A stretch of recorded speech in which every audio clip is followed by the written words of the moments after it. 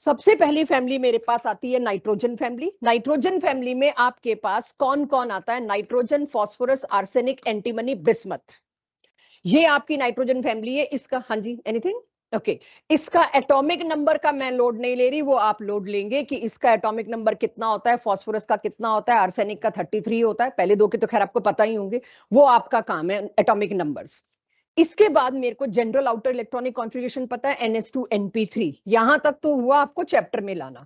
Now coming directly to that रट्टा part, आप ये मैंने एनसीईआरटी से उठाया है। मेटलर्जी तो हट गया, बड़ा बहुत एक दिन तो मुझे इस बात के लिए लेक्चर रखना पड़ेगा, जो चैप्टर हटे हैं वो कहीं नहीं हटे, वो कहां कहां कैसे घुसे वो दिखाने के लिए।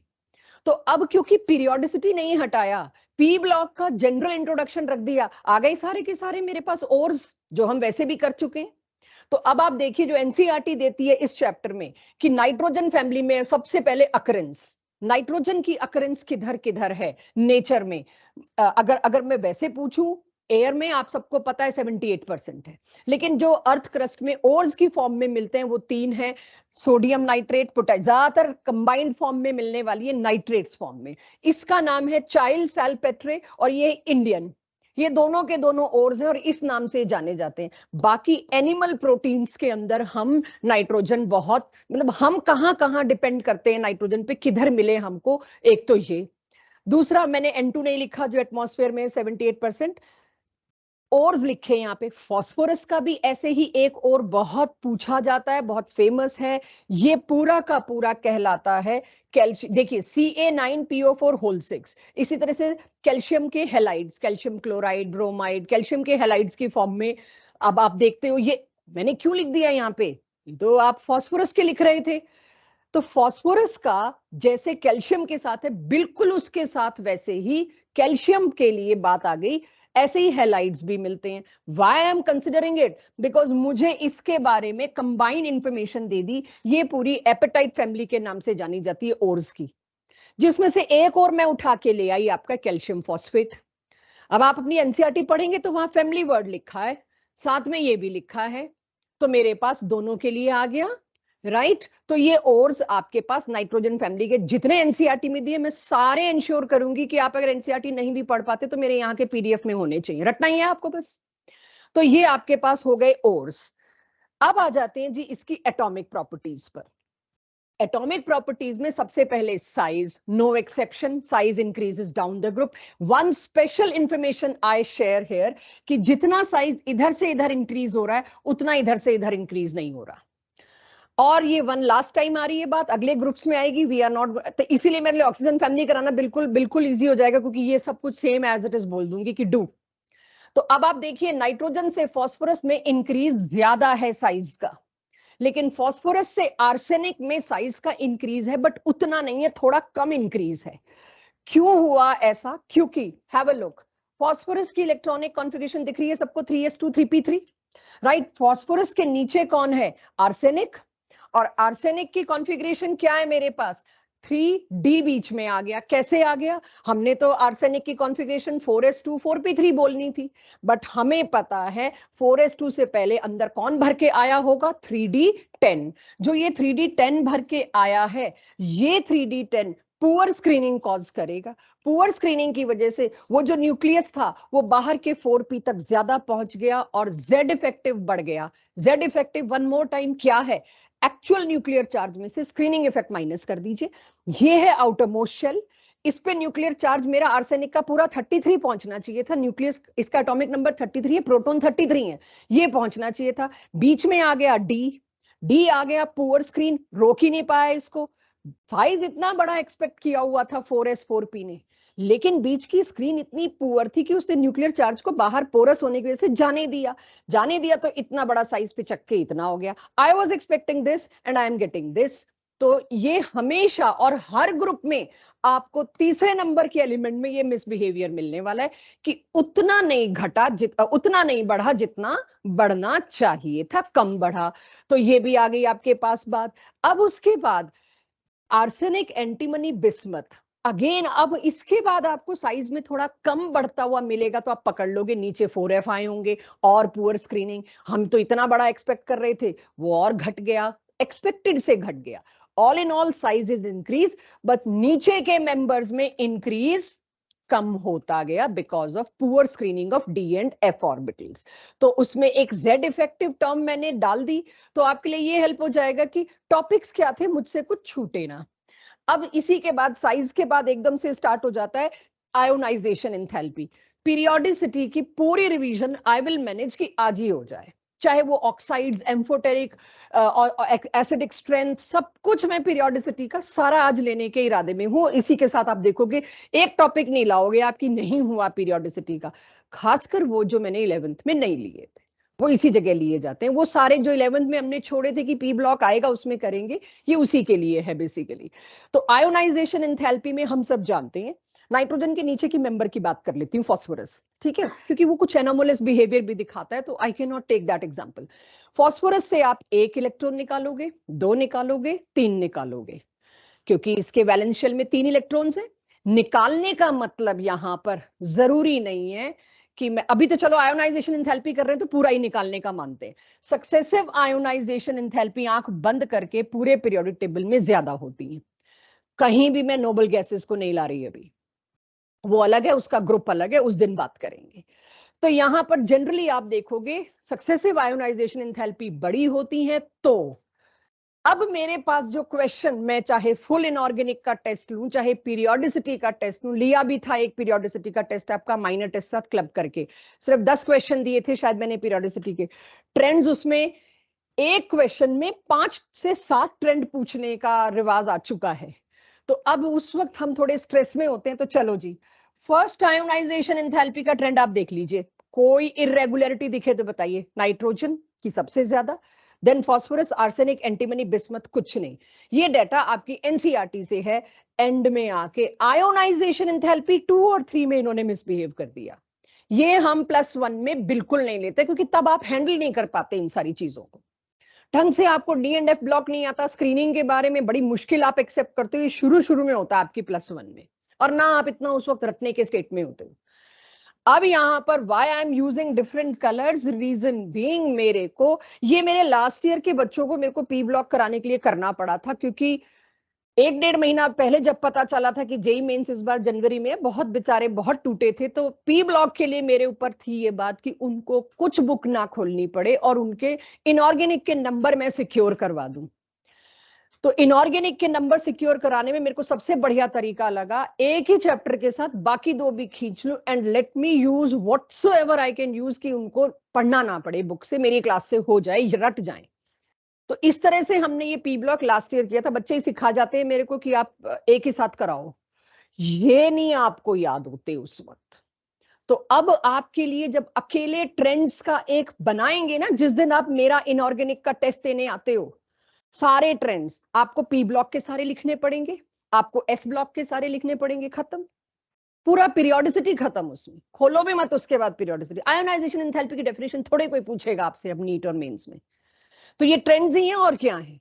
अब किसी ने मेरे से आयोनाइजेशन एंथैल्पी 2 का ट्रेंड पूछ लिया, मेरे को जब तक पता नहीं है मैं जवाब नहीं दे सकती। इसीलिए पीरियोडिसिटी के ट्रेंड्स वाले क्वेश्चन तभी अटेम्प्ट करोगे जब इस तरह से पता हो। सबसे ज्यादा आसान चैप्टर में सबसे जल्दी नेगेटिव मार्किंग होती है, ये आप नहीं सोच सकते। और अब आप ऐसी स्टेज में आप मेरे से वाई नहीं पूछोगे, बेस्ट है, पूछ के भी कुछ नहीं कर सकते, रटना पड़ेगा। उस वक्त तो तलवारें निकल जाती हैं कि आप कैसे बोल सकते हो बिस्मथ का कम ज्यादा। सो ये आयोनाइजेशन एंथैल्पी 2 और 3 का ट्रेंड में मिसबिहेवियर मिला, मैंने यहां पर आपको दे दिया। बट पिछले पी ब्लॉक से अगर इसको कनेक्ट करूं, आयोनाइजेशन एंथैल्पी ऑफ ग्रुप 15 हमेशा ज्यादा होगी आयोनाइजेशन एंथैल्पी ऑफ ग्रुप 14 से। वाई? बिकॉज इसकी एग्जैक्टली हाफ फिल्ड कॉन्फ़िगरेशन को आप छेड़ रहे हैं। क्लियर है सबको ये? चलिए, ये हुआ। इसके बाद आ जाती है तीसरी चीज, इलेक्ट्रोनेगेटिविटी। इन दोनों वैल्यूज को आप भूल नहीं सकते। अब आपको सारी इलेक्ट्रोनेगेटिविटी वैल्यूज भी मैं याद कराऊंगी हर ग्रुप के थ्रू। आपको नाइट्रोजन और फास्फोरस की एग्जैक्ट वैल्यू पता होनी जरूरी है, क्योंकि आपसे कोवेलेंट कैरेक्टर, आयनिक कैरेक्टर के फॉर्मूलाज में पुट करके मैं परसेंटेज निकलवाऊंगी। तो जेई मेंस में इलेक्ट्रोनेगेटिविटी वैल्यू नहीं देंगे आपको, सीधे फॉर्मूला देंगे, आपको खुद देखना होगा डिफरेंस क्या पुट करो। तो आपके पास इलेक्ट्रोनेगेटिविटी वैल्यू इन्हीं दो की याद करनी है इस ग्रुप में, नीचे वालों की नहीं याद करनी, नेवर यूज्ड। अब आ जाती है फटाफट फिजिकल प्रॉपर्टीज, इजी पार्ट, थोड़ी स्पीड से। नाइट्रोजन गैस है, नेचर में कैसे एग्जिस्ट करता है, N2। अब एटॉमिक प्रॉपर्टीज नहीं चल रही, अकेले एटम नहीं, अब जैसे ये नेचर में एग्जिस्ट करते हैं फिजिकल प्रॉपर्टीज कह लीजिए। Nitrogen exist as N2 gas, phosphorus exist as P4 but solid, और उसके नीचे के आर्सेनिक, एंटीमनी, बिस्मथ या तो मेटलॉइड्स हैं या मेटल्स हैं, इसलिए वो सारे सॉलिड्स हैं, तो मैंने ऐसे ही कर दिया, बट अब तो सारे सॉलिड्स हैं क्योंकि मेटालिक नेचर आ गया। सबसे पहला क्वेश्चन आता है N2 गैस क्यों, P4 सॉलिड क्यों? सबसे पहला क्वेश्चन तो यहाँ पर मेरे पास ये आ गया, क्योंकि N2, ये वैसे शायद अगली स्लाइड पे मैंने कवर कर रखा है, यहां नहीं करते, अगली स्लाइड पे कवर मिलेगा आपको। ये boiling point down the group increases, बड़ा ऑब्वियस दिख रहा है भाई, गैस और सॉलिड बन रहे हैं तो नीचे तो बॉइलिंग पॉइंट बढ़ ही गया। ये कई बार आया है चारों स्टेटमेंट में से, करेक्ट इनकरेक्ट पूछो। ये क्यों मैं अलग से लिखा हुआ है, ये ना भी लिखती चलता। इस पे इवन एडिट तक डाले हुए हैं लोगों ने कि नाइट्रोजन के अलावा except nitrogen all show allotropy. Latest कुछ और है इंफॉर्मेशन, रिसर्च बदल चुका है, लेकिन एनसीईआरटी ने नहीं बदला, तो इसके ऊपर एक ही रीजन आया था एनटीए से, we follow NCERT. Latest Google पे शायद आंसर बदल जाए, but except nitrogen all show allotropy, 10 साल से हम इस पे फाइट कर रहे हैं कि बदल दो, एनसीईआरटी में नहीं बदल रहे, तो हमें उसको फॉलो करना है। एक्सेप्ट नाइट्रोजन सबकी एलोट्रॉपी है, नाइट्रोजन की एलोट्रॉपी क्यों नहीं है, coming, right, it is coming. So अब मैं आ जाती हूं, मेरे हिसाब से पहले देख लूं मेरे से वो चीज मिस ना हो जाए, सॉलिड और वो वाली, यस यहां है कि वाई इट इज सॉलिड, ये रहा, why it is gas, rest are solid, yes ये मिस नहीं होना चाहिए, काफी इंपॉर्टेंट है। चलिए अब आ जाती हूं मैं केमिकल प्रॉपर्टीज पे, आखिरी टॉपिक है इस फैमिली का, केमिकल प्रॉपर्टीज। तो इसमें केमिकल प्रॉपर्टीज में फिर वही आपको वही inert pair effect P block में जो पढ़ा है, जस्ट वो चाहिए यहां पर, लेकिन सारा रेडॉक्स अब इसमें कैसे घुस रहा है देखिएगा। रेडॉक्स के वो डिफिकल्ट वाले क्वेश्चन जिसके लिए आप कहते हो ना बॉन्डिंग मेथड वाले, सारे याद करने बिल्कुल नहीं करने, all are coming on your way, and a very shortcut tip जो हम आपको 11th में नहीं दे सकते थे, यहां बड़े आराम से आपको मैं वो शॉर्टकट टिप दे दूंगी, और आपको अब रेडॉक्स के बॉन्डिंग वाले कभी नहीं देखने। ऑक्सीडेशन स्टेट 3 फेमस है इस ग्रुप की, क्यों 3 फेमस है पहले वो समझूं, कि मेरे को उस वक्त नहीं याद रहा तो मैं खुद कैसे निकालूंगी। आपको पता है इनकी इलेक्ट्रॉनिक कॉन्फ़िगरेशन क्या है, NS2NP3, ये है। तो किसी की भी फेमस 3 निकालनी हो तो मैं कैसे निकालूं, एक तो भाई 3 तो है ही, अब 3 जो भी है, अगर तो अब ऑक्सीडेशन स्टेट क्या होती है, इलेक्ट्रॉन छोड़ना या लेना, नहीं, पार्टिसिपेट। तो या तो इलेक्ट्रोनेगेटिव एटम आएगा तो इसकी ऑक्सीडेशन स्टेट क्या हो जाएगी, या कोई इलेक्ट्रो पॉजिटिव आ जाएगा जैसे हाइड्रोजन, तो इसकी ऑक्सीडेशन स्टेट क्या हो जाएगी। ये तो हर एक में 2 हैं ही हैं आपके पास। इसके अलावा आपको पता है तो ये भी वैलेंशियली पेयर्ड है, ठीक है, बट है तो ये भी वैलेंशियली, ये भी पार्टिसिपेट करेगा। लेकिन ये मैंने -5 क्यों नहीं लिखी, तो कई बार पूछ लेते हैं व्हाई नॉट -5। टिपिकल सबसे अच्छे से अच्छे बच्चों का, अच्छे बच्चों का मतलब जो खूब पढ़ के आया है, उससे भी पूछो वो कहता है -5 इतना ज्यादा इलेक्ट्रॉन गेन एंथैल्पी, इतना इलेक्ट्रॉन का रिपल्शन हो जाएगा, किसी को हम 5 इलेक्ट्रॉन थोड़ी दे सकते हैं, बकवास आंसर। -5 का क्या मतलब है, 5 इलेक्ट्रॉन बॉन्डिंग में पार्टिसिपेट करें, लेना देना तो है ही नहीं यहाँ पे बच्चों, कोवेलेंट है सारे पी ब्लॉक, तो लेना देना भूल जाना प्लस और माइनस का। एक्चुअली में क्या है, कौन आके इसको अनपेयर कर सकता है ताकि पार्टिसिपेट करें, और आपको डी ब्लॉक में बता चुकी हूं, highest oxidations are stabilized due to halogen, that too fluorine and oxygen in some cases, क्योंकि इसको अनपेयर करने का मतलब है भाई सामने वाला बहुत इलेक्ट्रोनेगेटिव होना चाहिए, उसकी इलेक्ट्रॉन एक्सेप्ट करने की इच्छा इतनी ज्यादा होनी चाहिए अपनी तरफ लेने की कि वो इसको अनपेयर कर सके। तो अगर इस इन दोनों को मेरे को पार्टिसिपेट कराना है तो मेरे को कौन लाना है, या फ्लोरीन, क्लोरीन या ऑक्सीजन, वो क्या है इलेक्ट्रोनेगेटिव, तो फिर कहां से तुम इस पे -5 लगा दोगे। तो ये एक बहुत बड़ा पता नहीं कैसे आ जाता है हम सब में कि -5 का मतलब 5 इलेक्ट्रॉन लिए, +5 का मतलब 5 इलेक्ट्रॉन दिए, नेवर पॉसिबल। तो आई am not talking about cation, I am talking about oxidation state. तो ये 3 पॉपुलर ऑक्सीडेशन स्टेट्स हैं। अब इसमें -3 की स्टेबिलिटी डाउन द ग्रुप घटती है। क्यों भाई? इलेक्ट्रोनेगेटिविटी घट रही है। -3 का मतलब अगेन इलेक्ट्रॉन लेना तो नहीं है। -3 का मतलब क्या है? -3 का मतलब है कि जिसके साथ तुमने बॉन्ड बनाया वो पॉजिटिव था, तो तुम पे नेगेटिव चार्ज आ गया। जैसे जैसे तुम नीचे जा रहे हो, एंटीमनी, बिस्मथ, इन पे कौन नेगेटिव चार्ज लाके दे सकता है? मेटल की नेगेटिव ऑक्सीडेशन स्टेट होती नहीं, ये भी हम पढ़ाए। तो आप कैसे कह सकते हो बिस्मथ के साथ कोई आएगा हाइड्रोजन तो वो -3 देगा? नहीं। लेकिन नाइट्रोजन के साथ 3 हाइड्रोजन आएंगे तो वो इसको -3 देगा, क्योंकि नीचे इलेक्ट्रोनेगेटिविटी ही नहीं है, इसीलिए नेगेटिव ऑक्सीडेशन स्टेट नहीं है। सो -3 डिक्रीजेस, और मैंने रीजन भी लिख दिया, due to decrease in negativity. फिर आता है +3, ऑफ कोर्स नीचे इंक्रीज होगी due to increase in positive nature.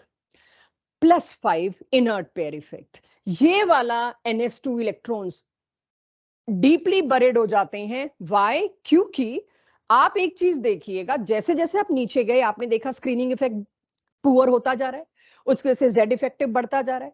तो if I am nucleus and this bench is NS2 and that bench is NP, I am nucleus, बीच में screen बर्बाद है D और F की, तो मेरा चार्ज इन तक ज्यादा पहुंचेगा और मैं इनको खींच के ज्यादा रखूंगी, इनर्ट कर दूंगी 2 इलेक्ट्रॉन्स को कि तुम बाहर नहीं जाओगे। This is what inert pair effect. You people are not going outside to form a bond, उस चक्कर में वो रो निकल लेगी। तो जो मोर नियर टू न्यूक्लियस है NS2, उसको यहां क्या फेस करना पड़ गया?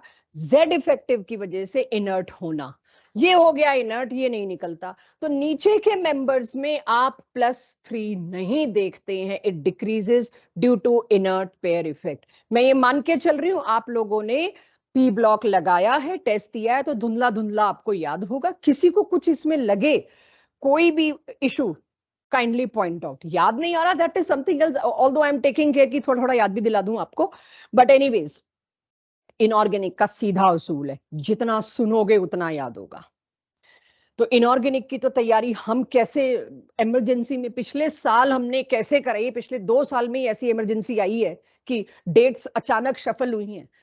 तो 4 दिन लेती थी मैं, सिर्फ 4 दिन में हम मैराथन चलाते थे पूरी इनऑर्गेनिक की। एक बार पूरा यहां करके 4 days you are not going to do anything, कोई भी 4 दिन। फिर हम जो जैसे हमें स्टूडेंट्स देते थे कि 4 दिन मेरी इनऑर्गेनिक की मैराथन चलेगी कंप्लीट होने के बाद, वो मैराथन फिर मैं बताऊंगी कैसे चलनी है। फिर उन 4 दिन में आप मेजरली केमिस्ट्री इनऑर्गेनिक की पढ़ते हैं, फिर कोई बड़ा टॉपिक फिजिक्स मैथ्स का नहीं उठाते, ब्रेक के लिए चाहे उठा लेते। ओनली 4 days, 4 दिन में 2 साल की इनऑर्गेनिक को आपको रटाना है। उसके लिए कोई भी चीज रटने के लिए उसमें पूरा घुसना पड़ता है, आधा अधूरा नहीं। तो 4 दिन की मैराथन जब आप मुझे टाइम देंगे, चाहे मेरे को दिसंबर एंड में दें या जनवरी में दें शुरू में, वो 4 दिन की marathon should be in and आखिरी के 25-30 दिनों में। वो जो 4 दिन की मैराथन आपकी बनती है ना सिर्फ इनऑर्गेनिक की, उसमें हमें लगता है eat inorganic, drink inorganic, sleep inorganic, तब जाके याद रहती है। मतलब आपके घर पे अगर कोई वॉल है जहां आप लिख सकते हैं, चिपका सकते हैं, वहां भी वो 4 दिन वही चीज रहेगी। तो हम 4 दिन की ये करते हैं, उसमें एटलीस्ट मैं 10 से 12 क्वेश्चन सिक्योर कर लेती हूँ कि तुम पढ़ने लायक तो हो जाओगे, तुम अटेम्प्ट करने लायक हो जाओगे। सही गलत उस दिन का माइंड स्टेट होगा, और अगर बिना पैनिक हुए कॉन्फिडेंस से जाओगे तो माइंड स्टेट भी होगा। तो जब तक आप इस तरह से ब्लॉक वाइज नहीं निकालोगे एंड के डेज में, तब तक तैयारी आधी अधूरी रहेगी। ऐसा नहीं है कि अच्छी नहीं होगी, लेकिन आपकी लेवल पे अच्छी नहीं होगी। आप उससे बेटर कर सकते हो, बट प्लानिंग में नहीं कर पा रहे हो। तो इनऑर्गेनिक की जब मैराथन चलेगी तो P ब्लॉक सबसे बढ़िया होता है, उसमें तुम्हारा बॉन्डिंग भी निमट गया, उसमें तुम्हारा पीरियोडिसिटी भी निमट गया अकेले इस P ब्लॉक से। तो this marathon concept I understood when my kids fall apart. कुछ नहीं हो रहा मम्मी, 20-25 दिन पहले ये टेसुओं के साथ। तो हम तो छोड़ नहीं सकते, माँ बाप के भी तो ऊपर आ जाती है। आप लोगों को तो मैं कह सकती हूँ व्हाट्सएप भी इग्नोर कर सकती हूँ, नहीं कर रही रिप्लाई, वहां तो फिर रोने धोने शुरू हो गए जब। तो करो क्या? तो I tried this with my son, और हमारी मैराथन शुरू होती थी सुबह 5 बजे, क्योंकि मेरे को यहाँ आना होता था। And trust me, I got very good response. उसकी 7000 रैंक आने की सबसे बड़ा रीजन था, हमने आखिरी के 2 महीने में सारी दीन दुनिया छोड़ के यही ब्लॉक्स चलाए, सिक्योर योर मार्क्स। जिसमें आ रहे हैं, सिक्योर योर मार्क्स। तो we will be doing this. उसके बाद से मैं हर साल करती हूँ, यहाँ पे जितने भी बच्चे हैं, 4 आए, 5 आए, 10 आए, आई यूज टू डू दिस कि कैसे करना है। तो दिस इज हाउ। उस दिन भी फिर मैराथन होगी, चलो सबसे पहले आयोनाइजेशन की मेरे को बताओ 2 चीज 3 चीज, चलो अगले पे चलो। तो 2 आवर्स में आपके जब 3 चैप्टर आते हैं ना, फिर आपको लगता है कि यार ये घर पे होते तो 4 घंटे लगते, बट दिस इज डूएबल। अभी तो आप फैले पड़े। सो काइंडली सबसे पहले मार्क्स सिक्योर करने की बारी आए तो अब आप इस टॉपिक को पकड़िएगा, इनऑर्गेनिक केमिस्ट्री। 1-2 मिनट के अंदर होने वाले क्वेश्चन है ये, तो आप देखते ही कर लोगे। उसके बाद एंड में जाओगे न्यूमेरिकल टाइप पे, तो आप शायद जाओ भी ना। यूजुअली जब वहां कौन सा कोई मेरा डंडा है या किसी मम्मी पापा का डंडा है, टीचर का डंडा है, आप न्यूमेरिकल टाइप पे सबसे एंड में जाते हैं, इंटीजर टाइप पे, ये आपको भी पता है। तो 20-20-20 क्वेश्चन सिक्योर करने शुरू करिए। सो आई होप इससे थोड़ा सा आपको ये लगेगा कि हाँ हम चीजें कुछ खींच सकते हैं। अब इसके ऊपर बेस्ड क्वेश्चन 4-5 स्टेटमेंट में, जैसे कि बेरिलियम, सॉरी, बिस्मथ का pentachloride is a very good oxidizing agent. Why? Because it don't want to be in +5 oxidation state. Bismuth सबसे नीचे है, इसकी +5 ऑक्सीडेशन स्टेट स्टेबल ही नहीं है, इनर्ट पेयर इफेक्ट की वजह से ये तो पॉसिबल ही नहीं थी। तो ये इमीडिएटली क्या करेगा, किसी से 2 इलेक्ट्रॉन एक्सेप्ट करके अपने आप को किस में शिफ्ट ले जाना चाहेगा, ये अपने आप को शिफ्ट करना चाहेगा BiCl3 में +3। That is why it is very good oxidizing agent. Then comes इसके इसी तरह के क्वेश्चन आपको और मिल जाएंगे। मैंने डीपीपी आज अपलोड कर दी है सिर्फ और सिर्फ नाइट्रोजन फैमिली की। आई थिंक 50 कुछ क्वेश्चन है उसमें, सारे थियोरेटिकल है, या 70 होंगे, बहुत इजीली आपसे हो जाएंगे नाइट्रोजन की, क्योंकि इसमें सारा रट्टा है। मेरे नोट्स में इंफॉर्मेशन ज्यादा होगी as compare to DPP, but DPP में एक साथ 4-5 ट्रेंड्स होंगे जो थोड़ा हिलाएंगे, बस उसकी आदत डालनी है। नाइट्रोजन की पॉसिबल ऑक्सीडेशन स्टेट्स में अकेले नाइट्रोजन के लिए एनामोलस बिहेवियर +1 +2 +4 भी होती है। अभी तो मेरे को समझ ही नहीं आएगी ऐसे कैसे हो सकता है। भाई 5 इलेक्ट्रॉन है इसके वैलेंस शेल में, तो 5 इलेक्ट्रॉन है तो इसके पार्टिसिपेशन 5 का होगा या 3 का होगा। तो लेट्स डू इट। कैसे? ये है आपका केमिकल बॉन्डिंग और रिडॉक्स। चाहती तो मैं यहां ना कराती क्योंकि ये हम वहां कर चुके हैं, but anyways +4 oxidation state, let me show you कैसे पॉसिबल है। ये देखिए नाइट्रोजन, ये कौन सी ऑक्सीडेशन स्टेट है नाइट्रोजन की, यहां पर प्लस की माइनस, इलेक्ट्रोनेगेटिविटी वैल्यू याद कराई है मैंने आपको, माइनस, राइट। ओके, अब मैं सबसे पहले यहां आपको बताती हूँ, इसके पास एक लोन पेयर है, राइट। अब अगर मैं इस H को, वैसे तो मैं इसमें भी बता सकती थी लेकिन थोड़ा और क्लैरिटी से, अब क्या है नाइट्रोजन की +3 लोन पेयर है इसके पास एक, किसी से कोऑर्डिनेट कर लेगा बड़े आराम से। कितने बॉन्ड बने? 4। कोवेलेंस कितना हुआ? 4। लेकिन ऑक्सीडेशन स्टेट क्या हुई? 5। 3 नहीं 5।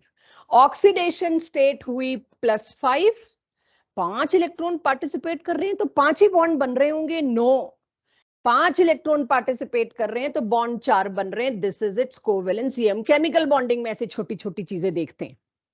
कोवेलेंस is 4 and oxidation state is +5। But मैं कहां थी यार, +1 +2 +4 भी तो दिखाओ, ये कैसे हो सकती है? तो पहले तो मेरे को ये समझ आ गया भाई इतना आसान नहीं है 4 दिखाना, मैं कुछ भी करके यहाँ 4 नहीं अरेंज कर पा रही।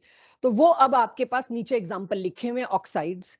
ये नाइट्रोजन का ऑक्साइड आपको केमिकल बॉन्डिंग में लुईस डॉट स्ट्रक्चर्स के वायलेशन में देते हैं, ऑड इलेक्ट्रॉन कंपाउंड्स या जिसमें ऐसे बॉन्ड बन रहे हैं जिनमें 3 इलेक्ट्रॉन घूम रहे हैं, ये सारे वहां मिलते हैं। अब देखिए नाइट्रोजन और ऑक्सीजन, नाइट्रोजन और ऑक्सीजन में अगर देखूं तो नाइट्रोजन पे क्या ऑक्सीडेशन स्टेट आनी चाहिए? +2।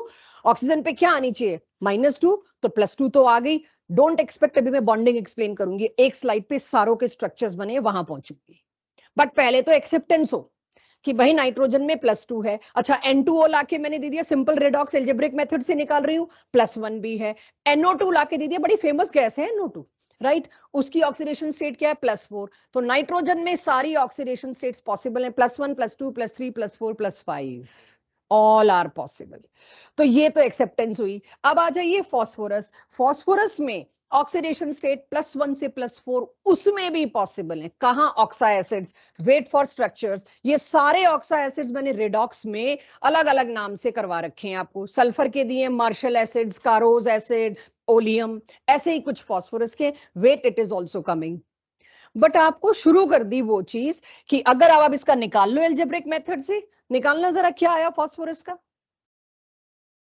1 की +1 +1, तो +1 भी होती, अदरवाइज तो मैं नहीं सोच पा रही थी, खाली कॉन्फ़िगरेशन से ऑक्सीडेशन स्टेट कौन सोच पाता है। तो इसका मतलब इसकी तो +1 है, आपने दी है तो मैंने लिख दी, मैंने कैलकुलेट नहीं किया, मैं बहुत तेज पढ़ा रही तो मैं इस पे ध्यान नहीं दे रही। इन सबके स्ट्रक्चर्स आएंगे तब आपको पता चलेगा ये पॉसिबल कैसे हुई। या तो पार्टिसिपेट करते 3 इलेक्ट्रॉन या पार्टिसिपेट करते 5। ये क्या आपने कर दिया, बॉन्डिंग मेथड रेडॉक्स का, तो बॉन्डिंग खुलेगी तब आपको पता चलेगा। सो ये आपके पास हुआ ऑक्सीडेशन स्टेट्स को लेके सारा डिटेल। बट अब इसके ऊपर एप्लीकेशन, मेरे से सवाल क्या पूछे जाएंगे उस पे आते हैं। सबसे पहला सवाल नाइट्रोजन के, और इसमें सब कंक्लूड कर दिया मैंने, रेडॉक्स से सारी special non special cases whatever जहां भी आप पढ़ते हैं सब इकट्ठा कर दिया। ऑक्सीडेशन स्टेट्स कितनी नाइट्रोजन की, all oxidation states disproportionate from +1 to +4। Disproportionation क्या होता है, जिसकी खुद क्या हो रहा है वो एक हायर ऑक्सीडेशन स्टेट में भी फॉर्म जाए उसकी, और एक फॉर्म किसी भी लो ऑक्सीडेशन स्टेट में भी जाए। तो नाइट्रोजन की लोएस्ट तो मुझे पता ही है -3 होती है, तो -3 या 0 भी कह सकती थी मैं, बट मैंने -3 लिया, चलो 0 ले लेते हैं कि -3 जरूरी नहीं है वो चीज दे रखी हो जिससे हम -3 मैनेज कर सकें, तो 0। तो +1 से लेके +4 0 में तो जा ही सकते हैं, और +5 में भी जा सकते हैं। 1 हायर 1 लोअर ऑक्सीडेशन स्टेट अगर आ गई तो डिस्प्रपोर्शनेट हो गया। तो उसमें बहुत टिपिकल क्वेश्चन है, आपकी एनसीईआरटी में बोल्ड करके दे रखा है, why HNO2 disproportionate whereas HNO3 do not. अब आपसे वाई नहीं पूछेंगे तो आपसे वन ऑफ द स्टेटमेंट में आ जाएगा, एसर्शन रीजन में आ जाएगा, क्योंकि HNO2 में नाइट्रोजन किस स्टेट में है, +3। It can go higher also, it can go lower also, लेकिन नाइट्रोजन इसमें किस स्टेट में है, +5। ये मैक्सिमम में है, मैक्सिमम में आ गया तो हायर में तो जाएगा नहीं, तो भाई HNO3 डिस्प्रपोर्शनेट नहीं होगा। हाईएस्ट में अगर आ गया तो डिस्प्रपोर्शनेशन का सवाल ही नहीं। अब डोंट एक्सपेक्ट कि अगले ग्रुप में मैं सल्फर में ये बताऊंगी या दोबारा ये बात होगी, हो गई अब ये बात कि नाइट्रोजन ऑक्सीजन में बात वही लगनी है, ठीक है। चलिए, तो ये डिस्प्रपोर्शनेशन रिएक्शन आ गया। नाइट्रोजन की मैक्सिमम और मिनिमम ऑक्सीडेशन स्टेट आपसे ऑलरेडी बात होगी। अब आते हैं फास्फोरस पे, थोड़ा मामला डिफरेंट हो जाता है, वैसे तो सेम है। All oxidation state disproportionate between +1 to +5, देने का तरीका कितना डिफरेंट हो गया।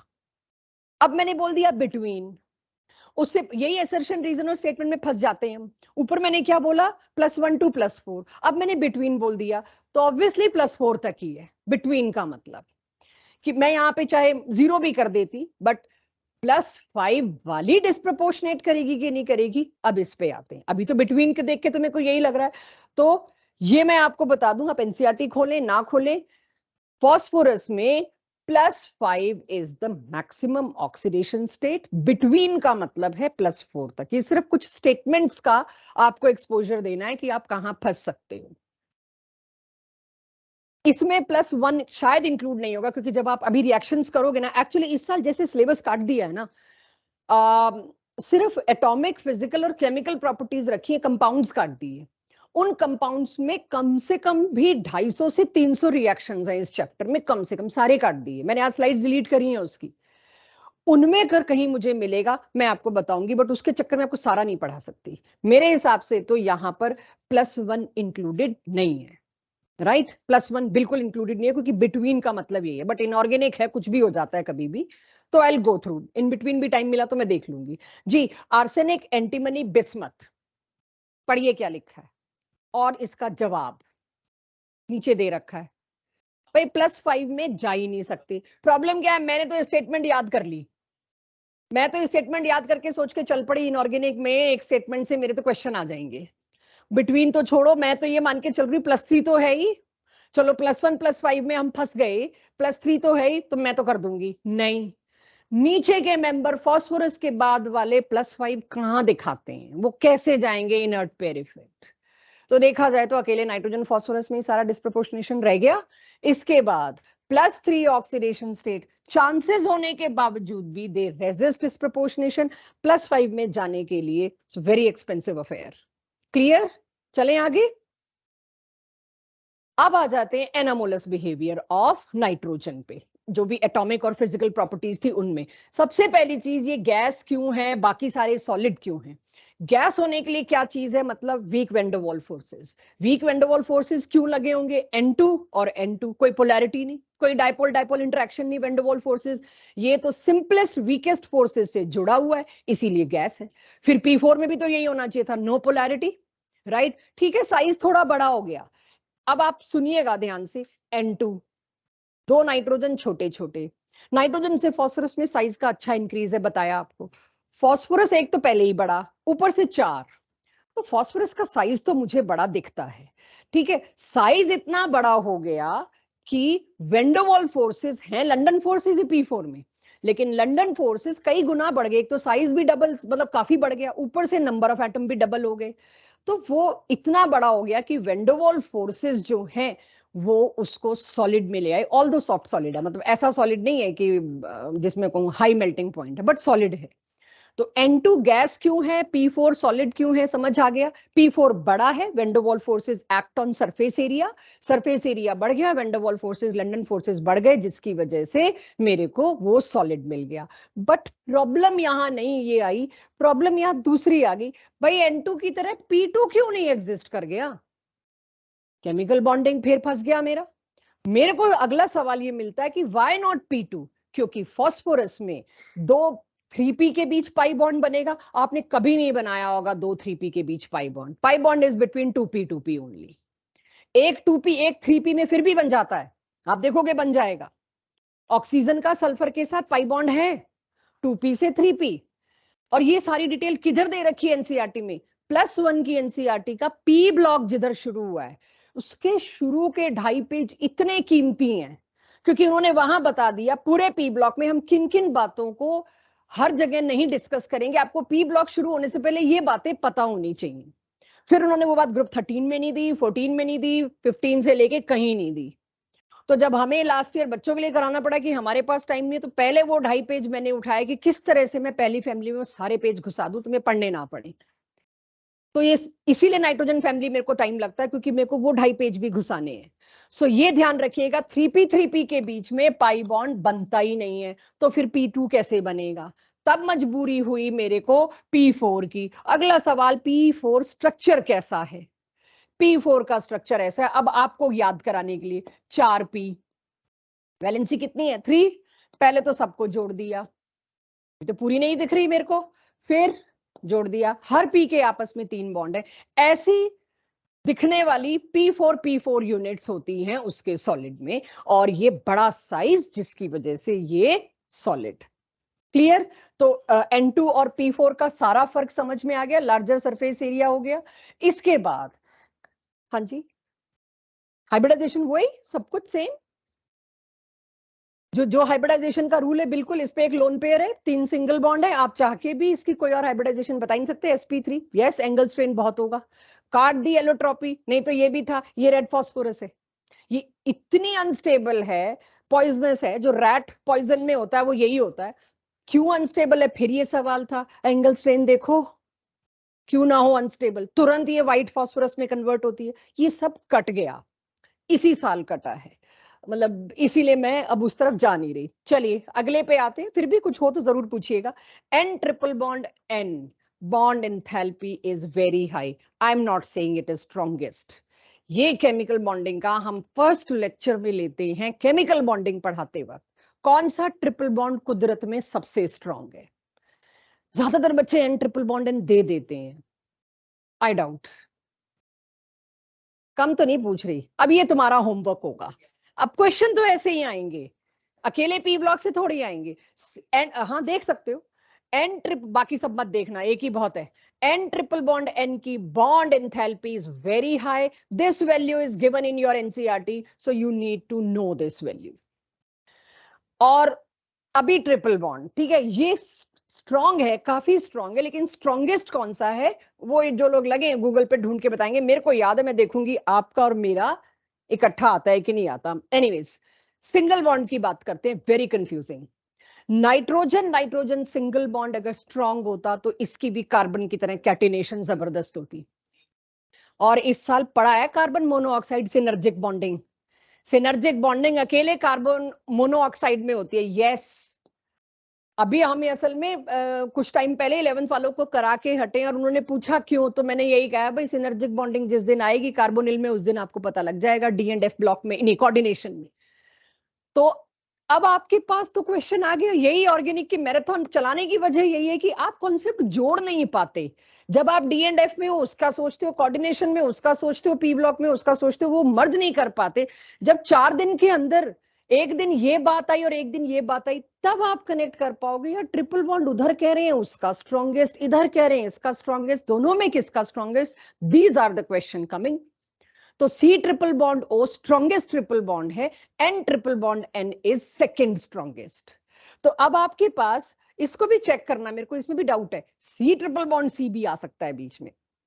ठीक है ना, सब गूगल खोल के बैठे हो। अच्छा, मेरे ही पिछले साल के नोट्स खोल के बैठे हो, दिस इज वेरी बैड। मतलब छोड़ो इसको, हटाओ ये तो, मतलब मैं अभी यही ना खोल लूं, इसी स्मार्ट बोर्ड में है। It is just the way I am communicating you, उससे याद हो जाती हैं चीजें, बस थोड़ा सा इस तरह से करके याद हो जाती हैं। प्लेन नहीं रखना चाहती क्लास को ताकि थोड़ा इंटरेस्टिंग रहे। Anyways, N single bond N और P सिंगल बॉन्ड P, कौन सा स्ट्रॉन्ग और कौन सा weak? Very easily visible here. दो लोन पेयर बहुत पास आ गए, लोन पेयर रिपल्शन से ये इतना स्ट्रॉन्ग नहीं बना, इसीलिए इसमें कैटिनेशन नहीं मिलती। फॉस्फोरस में कैटिनेशन मिलती है। ऊपर देखो P4 बना के आई। What is that P4? Self linkage. कितने सारे PP मिल गए आपस में, कितने सारे PP बॉन्ड बन गए, तो वो एक कैटिनेशन का सबूत है, रिंग स्ट्रक्चर बनना। तो catenation is weaker in nitrogen, जबकि पीपी बॉन्ड की स्ट्रांग होने की वजह से आपको, यही वजह थी एलोट्रॉपी इसमें मिली। White phosphorus, red phosphorus, black phosphorus काट दिए, नहीं तो तीनों पढ़ाने थे मेरे को। नाइट्रोजन में मेरे पास रेड, व्हाइट, ब्लैक, येलो कुछ भी नहीं है, सिर्फ इसमें। ठीक है, चलिए ये भी हुआ। नेक्स्ट पे आते हैं एनामोलस बिहेवियर में। नाइट्रोजन में एब्सेंस ऑफ ऑर्बिटल्स होने की वजह से, कौन से ऑर्बिटल्स? Vacant D orbitals. एक तो उसकी कोवेलेंसी, अच्छा मैंने पहले ही बता दी, यहां लिखा हुआ था, कोवेलेंसी ऑफ नाइट्रोजन सिर्फ 4 ही रह पाई। क्यों 4 रह पाई? वो 5वां बॉन्ड ही नहीं बना सकते। ठीक है, और आई डोंट नो मैंने 3 क्यों, अच्छा पता नहीं क्यों लिखा है 3, वैलेंसी लिखी होगी 3, गॉड नोज क्या लिखा है, चलिए भूल जाइए। फॉस्फोरस की मैक्सिमम कोवेलेंस ये 4 पे नहीं रुकेगी। क्यों नहीं रुकेगी? अब उसको भी देख लेते कि इससे आपको एक आइडिया लग जाएगा कोवेलेंस निकालते कैसे हैं। केमिकल बॉन्डिंग में करते थे हम ये। तो ये मैंने इसका वैलेंस शेल कॉन्फ़िगरेशन लिखा और एक इलेक्ट्रॉन को जंप करा दिया, क्योंकि फॉस्फोरस पे तो 3D है। तो मेरे को 5 बॉन्ड तो बनते दिख रहे थे फॉस्फोरस के, आप 6 कैसे कह सकते हो? वेकेंट डी ऑर्बिटल में एक लोन पेयर लेके क्यों नहीं कोई चीज आ सकती? PCl5 आपने सुना है, लेकिन ये एग्जिस्ट करता है। फिर हम कहते हैं ये एग्जिस्ट कैसे कर सकता है? इस पे तो चार्ज है। ये एक एनायन जिसको स्टेबलाइज करने के लिए एक कैटायन, सोचो क्या है ये? इधर नहीं, 2 नहीं लिखना चाहिए था, सॉरी 4 लिखना चाहिए था। ये आपकी एनसीईआरटी से उठा रही हूं। PCl5 करता है एग्जिस्ट, कोई चार्ज तो नहीं। एक और PCl5, दोनों स्क्वायर ब्रैकेट में सोच लीजिए, इधर भी PCl5 है, इधर भी PCl5 है। इस फास्फोरस ने अपने वेकेंट ऑर्बिटल में इस Cl को उठा के बुला लिया अपने लोन पेयर के साथ। जैसे ही ये Cl इधर से उठ के आया है, कहता है मैं तो नेगेटिव चार्ज साथ लाया हूं, ले आओ। ले आए, क्योंकि मेरे तो 6 बॉन्ड बन रहे हैं, मेरे को तो स्टेबिलिटी आ रही है। फिर इस नेगेटिव चार्ज को स्टेबलाइज करने के लिए क्या चक्कर हो गया भाई? क्या प्रॉब्लम है ना? कैटायन।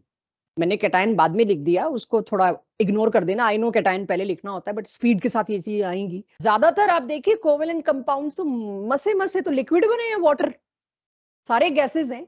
लेकिन PCl5 इतना ज्यादा कोवेलेंट होने के बावजूद भी why it is existing in solid, उसके अंदर ये हो गया।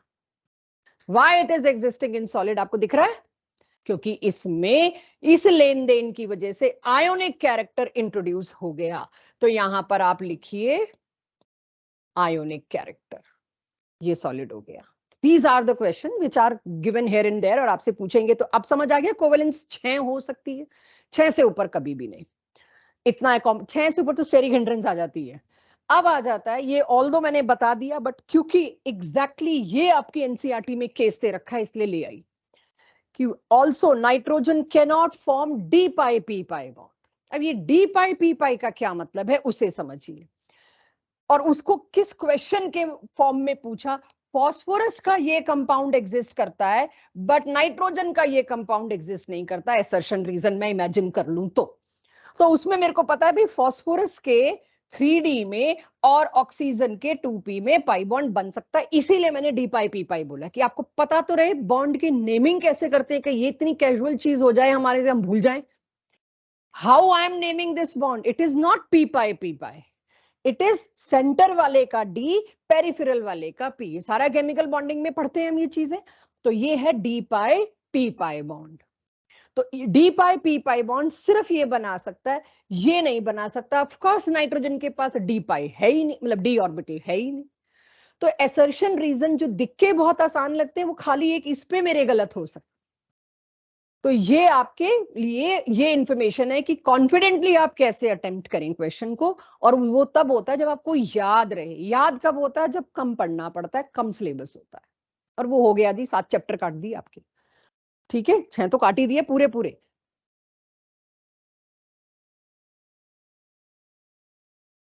यस, सब में रिड्यूस सिलेबस है एक्सेप्ट फॉर जे एडवांस, सभी में रिड्यूस सिलेबस है। मणिपाल हो जो भी हो, all everybody has reduced the syllabus, ठीक है। चलिए अब आगे चलें, इससे ये हो जाएगा, समझ आ गया। नोट होने का तो मैं नहीं आज वेट कर पा रही आपका। Now to close nitrogen family, nitrogen family को खत्म करने के लिए आखिरी चीज आती है इसकी chemical reactivity with hydrogen, with oxygen, with halogen. बस ये 3, सबसे लंबी फैमिली मेरी खत्म हो जाएगी, क्योंकि इसमें मेरे को सारी चीजें आपकी रिकॉल करवानी पड़ रही थी। अगले में तो मैं आपको डिस्प्रपोर्शनेशन नहीं बताऊंगी, ऑक्सीडेशन स्टेट नहीं बताऊंगी, एनामोलस बताना पड़ेगा, बाकी सिंपल प्रॉपर्टीज भी नहीं लेने वाली। तो अब आ जाता है रिएक्टिविटी विद हाइड्रोजन। अच्छा, यहां से जो पार्ट शुरू हो रहा है, डिट्टो कॉपी सेम अगली फैमिली, उससे अगली फैमिली, ट्रेंड्स के साथ साथ हेडिंग्स भी। ट्रेंड में कोई एक आधा मिसबिहेवियर होगा तो इसको ध्यान से समझिएगा, ताकि अगली क्लास में अगर आप मेरे को कहते हो कि पी ब्लॉक ही कंटिन्यू करो तो अगली क्लास में मैं कंप्लीट कर दूं तीनों फैमिलीज को जो बची हुई हैं।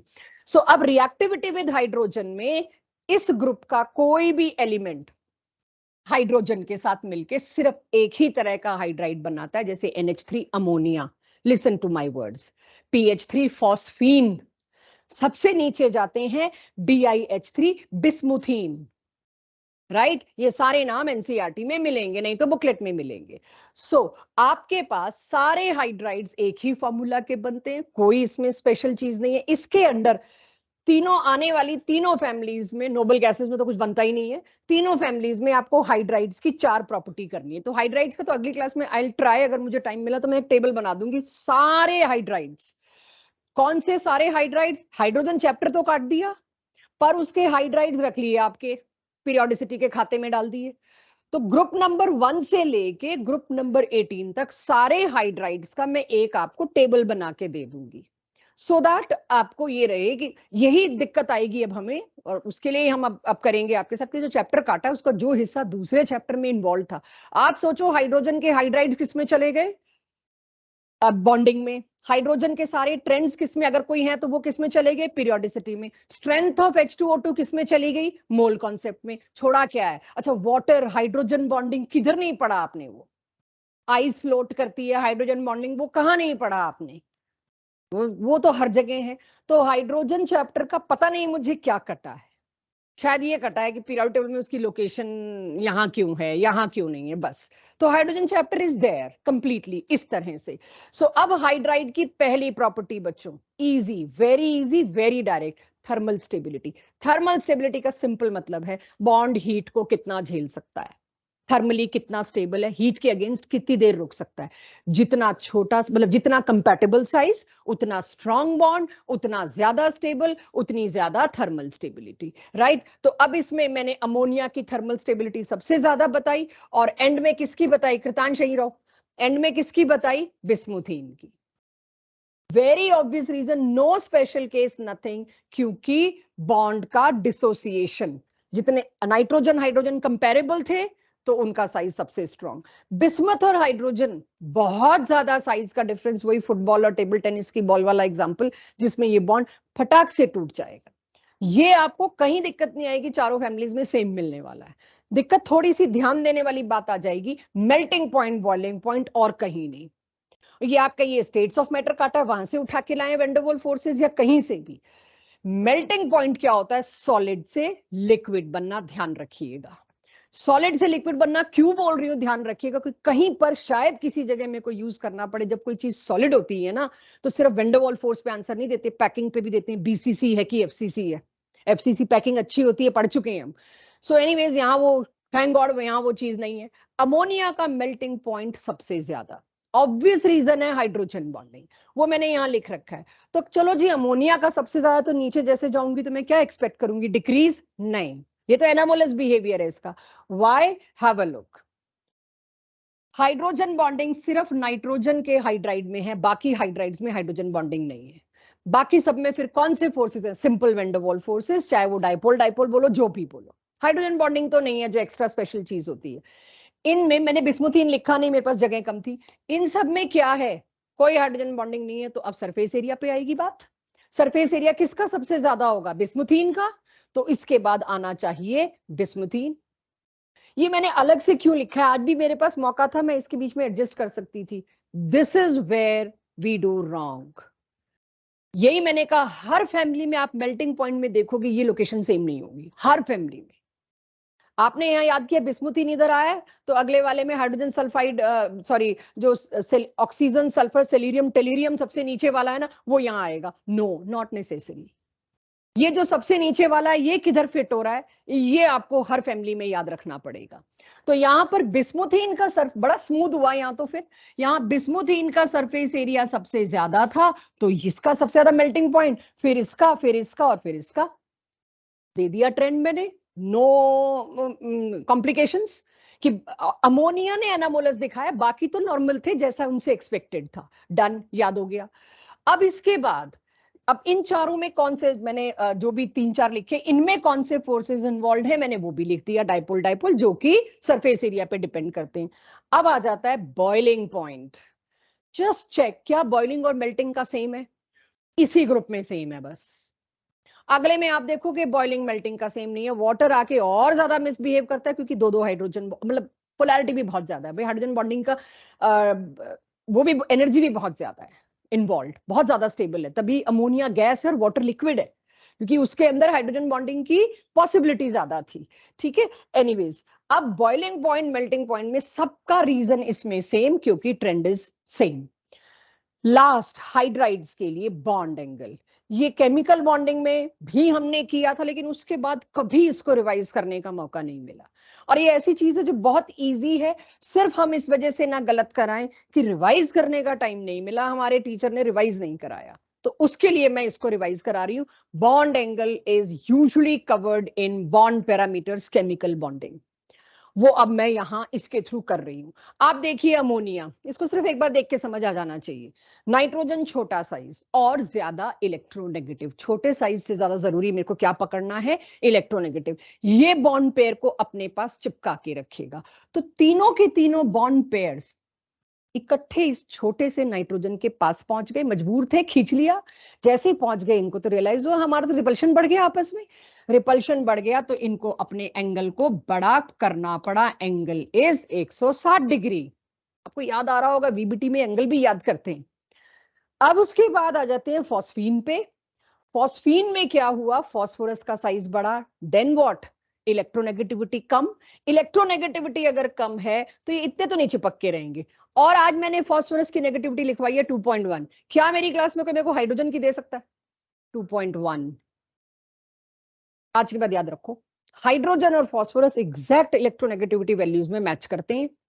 2.1 तो एग्जैक्टली कहां रहेंगे? ये बीच में। छोड़ो, मेरे को वैल्यू याद नहीं रही, और हो सकता है एनसीईआरटी ने वैल्यू चेंज कर दी, मैंने वैल्यू चेंज कर दी। इतना तो पता लग गया, नाइट्रोजन के मुकाबले फॉस्फोरस कम नेगेटिव है, तो पास तो नहीं चिपके हुए होंगे। जब पास नहीं चिपके हुए होंगे, रिपल्शन कम होगा थोड़ा सा। बॉन्ड एंगल का शिफ्ट देखिए 93। एंड पिछले मतलब 2-3 सालों में पी ब्लॉक स्ट्रक्चर ओरिएंटेड पूछा जा रहा है। और मैं जो आपको फुल इनऑर्गेनिक का टेस्ट अभी आज देख रही थी, जो मैंने लास्ट ईयर बनाया था, उसमें भी पूरे इनऑर्गेनिक के टेस्ट में को 50 क्वेश्चन तो देने पड़ते, क्योंकि न्यूमेरिकल तो है नहीं। 1 घंटे के लिए मेरे को 50 क्वेश्चन देने पड़ेंगे आपको, ताकि आप ग्रूम्ड हो कि जो हो रहा है वो हो रहा है, जो नहीं हो रहा वो नहीं हो रहा, उसमें हमने टाइम वेस्ट करके गलत नहीं करना। तो जो 50 क्वेश्चन दिए थे उसमें से सिर्फ 5 थे रिएक्शन बेस्ड। क्या वजह थी? क्योंकि लेटेस्ट ट्रेंड जो है वो स्ट्रक्चर और बॉन्डिंग बेस्ड ज्यादा आ रहा है as compare to reaction based, और वो हमें इस साल के सिलेबस डिलीशन में भी मिल गया। जो 250 से 300 रिएक्शन आपके कटे हैं ना, वो एक ही तरह के कटे हैं, उसके क्वेश्चन हम भी कम कवर करते हैं। अमोनिया बनाते कैसे हैं, PCl5 method of preparation, properties, nitrogen के सारे ऑक्साइड्स की प्रेपरेशन प्रॉपर्टीज, सारे ऑक्सा एसिड्स की प्रेपरेशन प्रॉपर्टीज, बस वही काटी है। तो हमारे उस माइनर टेस्ट में हमने वो 5-6 क्वेश्चन वो ही काटे। क्यों 50 में से मैंने 5-6 दिए होंगे? लेटेस्ट उसमें आ नहीं रहे, स्ट्रक्चर बेस्ड ज्यादा आ रहे हैं। तो एक सेकंड, स्ट्रक्चर बेस्ड में मैं यहां बता दूं जिसकी वजह से मैंने ये बात बताई है, मैंने बताया सिर्फ अमोनिया और फॉस्फीन। ये अब आपका होमवर्क है, नीचे वालों के एंगल आप याद करेंगे। इस पे मैं क्वेश्चन पेपर में आपको ट्रैप करूंगी, 91 डिग्री है कि 90 डिग्री है कि क्या है, प्रॉपर टेबल दे रखा है एनसीईआरटी में, you can not ignore this. इसी पे पूछ लेंगे आपको इंटीजर टाइप में कि इसके एंगल और इसके एंगल में डिफरेंस बता दो। हम कहां से याद करें? एनसीईआरटी ने छाप के एंगल्स दिए, एक के दिए हैं हाइड्राइड्स में, आसपास ही है बाकियों के। ठीक है, कुछ पूछ रहे थे? वो तो सेम ही है, मतलब वो सेम हो या ना हो वो डिसाइडर नहीं है एंगल सेट करने की, वो सिर्फ इलेक्ट्रोनेगेटिविटी से। जो चीज सेम है या जो चीज डिसाइडर नहीं है, मैं आज नहीं ले रही, उसको लॉजिक नहीं है। इसीलिए मैं आपके बहुत ज्यादा क्रॉस क्वेश्चन भी नहीं ले रही, क्योंकि ये रिवीजन क्लास के तौर पे लेके चलिए, मतलब हो जाएगा। एनीवेज, रिड्यूसिंग एजेंट, हर वो चीज रिड्यूसिंग एजेंट हो सकती है। यहां एक बहुत तगड़ा कंफ्यूजन आपको आएगा। रिड्यूसिंग एजेंट आज तक हम पढ़ते आए भी, थोड़ी देर पहले भी, जो सामने वाले को रिड्यूस कर दें। सामने वाले को रिड्यूस करने का मतलब क्या है?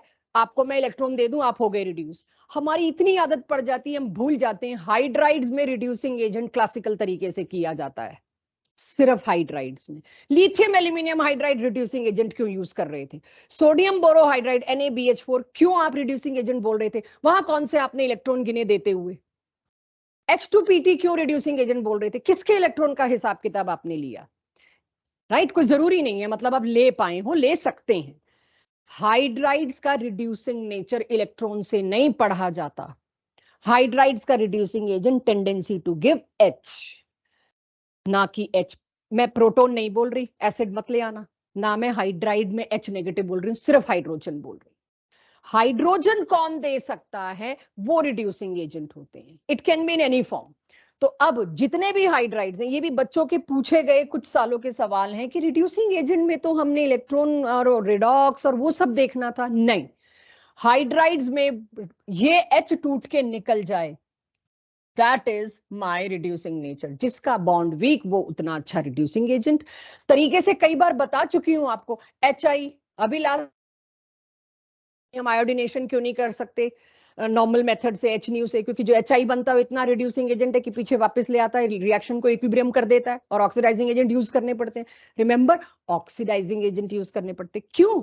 ये अब मेरी हेलोजन फैमिली में आएगा, मैं दोबारा थोड़ी करूंगी। हेलोजन फैमिली में सेम हाइड्राइड में सेम ये क्वेश्चन होगा, इन हाइड्राइड्स की रिड्यूसिंग स्ट्रेंथ बताइए, रिड्यूसिंग नेचर बताइए। HF, HCl, HBr, HI, तड़ाक से HI पकड़ेंगे हम।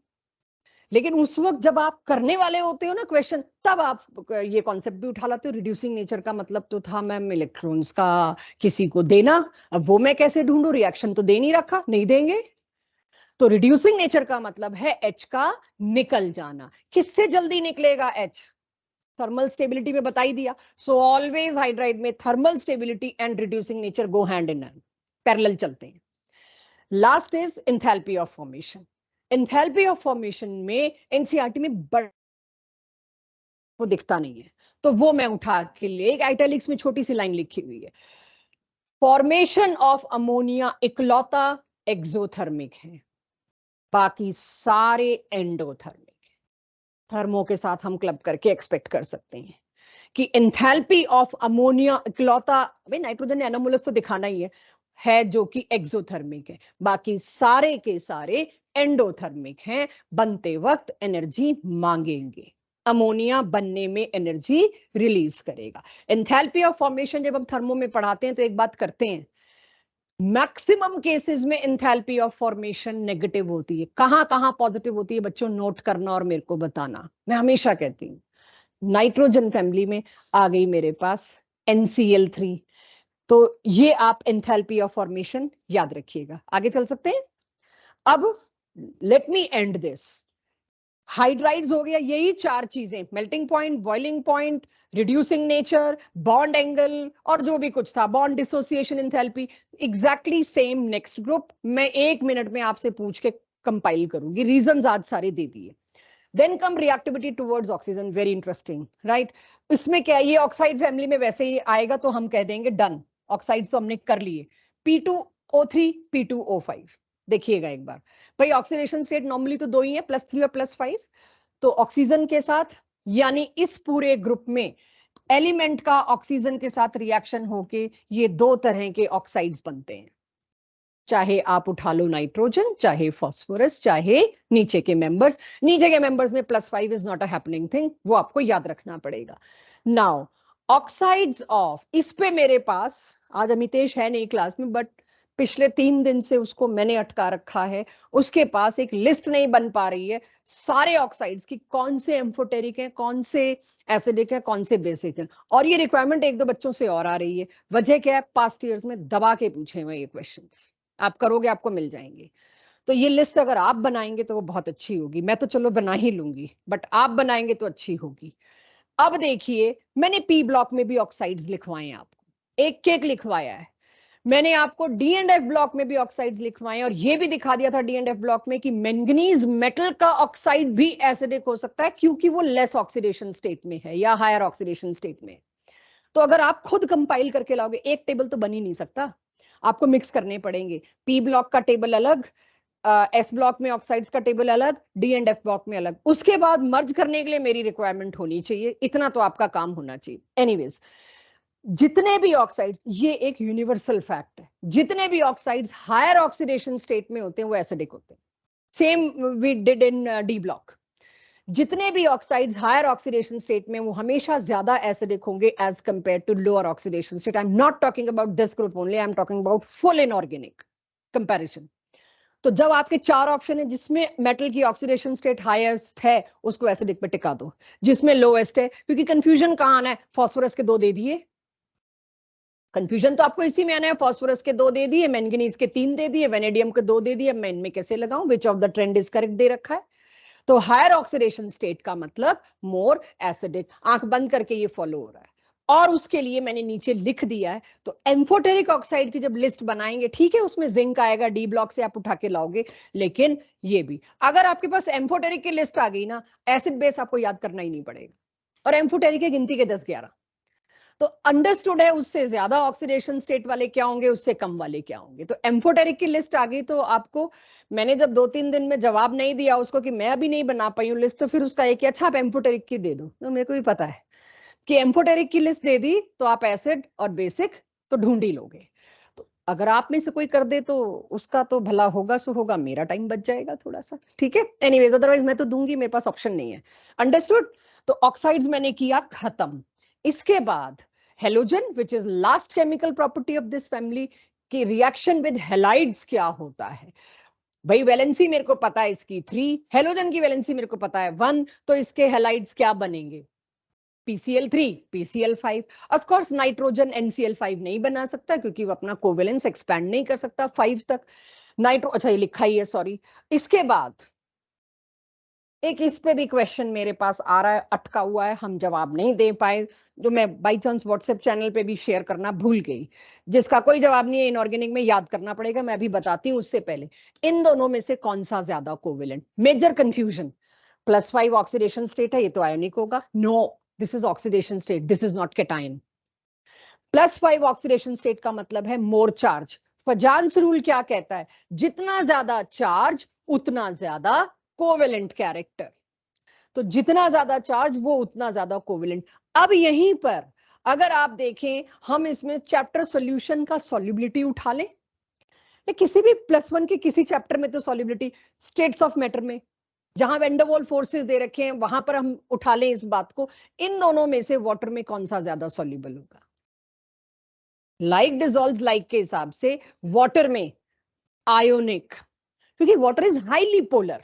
हाईली पोलर में पोलर डिसॉल्व्स इन पोलर, आपके सॉल्यूशन चैप्टर में तो यही किया है। पोलर सॉल्वेंट के अंदर सारे आयनिक कंपाउंड आंख बंद करके डिसॉल्व कर देते हैं, क्योंकि हाईली पोलर में तो आयनिक होगा। अब इसमें कौन सा हाईली पोलर है कंपेयर करूं तो PCl3 लेस कोवेलेंट, मोर आयोनिक, जो मोर आयोनिक है वो शायद सॉल्युबल हो जाए, ये तो बिल्कुल होने का नहीं जी। तो मैं यहाँ पे कोवेलेंट कैरेक्टर आ गया तो फिर तो मैं आपसे कुछ भी पूछ सकती हूँ कि इथेनॉल में कौन ज्यादा सॉल्युबल होगा। इथेनॉल इज कोवेलेंट, उसमें PCl5 दौड़ के सॉल्युबल होगा। और ऐसे 5-6 एग्जांपल्स आपके NCERT back exercise solution chapter में भी है इस साल, जिसमें ब्यूटेन, बेंजीन, इनमें सॉल्युबिलिटी पूछी है, मैंने इथेनॉल में पूछ ली। ठीक है, चलिए तो इसमें आपको क्या देखना पड़ेगा, एनायन, जितना बड़ा एनायन, क्या कहता है फजांस रूल, जितना बड़ा एनायन उतनी ज्यादा पोलराइजेबिलिटी, उतना ज्यादा कोवेलेंट। मैं इसको कोवेलेंट ज्यादा बता बैठूंगी अगर फजांस लगाऊंगी, जबकि इसका आंसर क्या है, AlCl3 इज ट्रूली कोवेलेंट। वो जो बात हरमन ने बोली मैं इतनी जल्दी लाना नहीं चाह रही थी, फजांस रूल से मैं नहीं बता सकती AlCl3 को 100% कोवेलेंट है या इसके, आप देख लीजिए आपके सामने क्या हो रहा है। AlCl3 में एक्चुअली एक ब्रिज बॉन्ड बनता है क्लोरीन का लोन पेयर एल्यूमिनियम के, एल्यूमिनियम तो इलेक्ट्रॉन डेफिशिएंट कंपाउंड में, आपने मेरे साथ पी ब्लॉक किया अभी, याद नहीं होगा, इट्स ओके, बट आपने देखा है डेफिशिएंट है तो इसके अंदर वो कोऑर्डिनेट बॉन्ड बनाता है। तो मेरे पास इसके अलावा कोई आंसर नहीं है देने को, भाई इसमें वो कोवेलेंट बॉन्ड बन गया, कोऑर्डिनेट बॉन्ड बन गया, तो ये तो मेजरली कोवेलेंट माना जाएगा। क्योंकि चलिए क्लोज करते हैं इसको। All tri halides except those of nitrogen, halides चल रहे हैं ना, नाइट्रोजन के अलावा सारे हेलाइड्स आर स्टेबल। नाइट्रोजन का सिर्फ NF3 ही जाना जाता है, NCl3 नहीं। मैंने थोड़ी देर पहले गलती से NCl3 बोला भी था एक जगह। एंथैल्पी ऑफ, वो क्या है, वो मांगते हैं बनना। मैंने आपको क्या कहा था, एंथैल्पी ऑफ फॉर्मेशन नाइट्रोजन में सिर्फ अमोनिया की है जो नेगेटिव है, बाकी सारों में क्या है, पॉजिटिव। वो बनने के लिए मांग रहे हैं, अगर वो बनने के लिए मांग रहे हैं मतलब वो स्टेबल नहीं है। This was an assertion reason I read somewhere, कहां भूल गई, कि NCl जो भी मैं आपको यहां बता रही थी, हाँ only NF3 is known, NCl3 is not known. और उसके नीचे क्योंकि NCl3 की एंथैल्पी ऑफ फॉर्मेशन पॉजिटिव है, yes both statements are true. ठीक है, तो अगर मेरे को ये चीज आए तो थोड़ा बहुत मेरे को ये याद होना चाहिए, इसका कोई एंड नहीं है अगर आप दूसरी किताबें उठाएं तो, लेकिन जितना दे रखा है वो मुझे पता होना चाहिए। एक्सेप्ट BiF3, ये बहुत इंपॉर्टेंट है, बहुत इंपॉर्टेंट है, आखिरी की 2-3 स्टेटमेंट रटनी पड़ेंगी, लिटरली रटनी पड़ेंगी। BiF3 except BiF3 all tri halides are covalent, जितने भी ट्राई हेलाइड्स हैं सारे कोवेलेंट हैं पूरे ग्रुप के। एक बिस्मथ है जो आयोनिक है, राइट, एक बिस्मथ है जो आयोनिक है। ये आप दोनों तीनों स्टेटमेंट्स रटेंगे, लॉजिक मिले ना मिले, don't waste time, there are few things in every group जो आपको रटनी पड़ेंगी। लॉजिक हम ढूंढ रहे होते दिन से, बहुत टाइम वेस्ट कर लिया हमने 2-3 लोगों का, कोई फायदा नहीं हुआ, मिला नहीं कुछ। लास्ट इज सेल्फ स्टडी, क्योंकि एक बार तो मुझे एनसीईआरटी खुलवानी, एक छोटा सा पैराग्राफ है 3 या 4 लाइन का, रिएक्टिविटी विद मेटल्स, आप एनसीईआरटी से खुद पढ़ेंगे। यहां मैं नाइट्रोजन फैमिली खत्म करती हूं पूरी तरह से।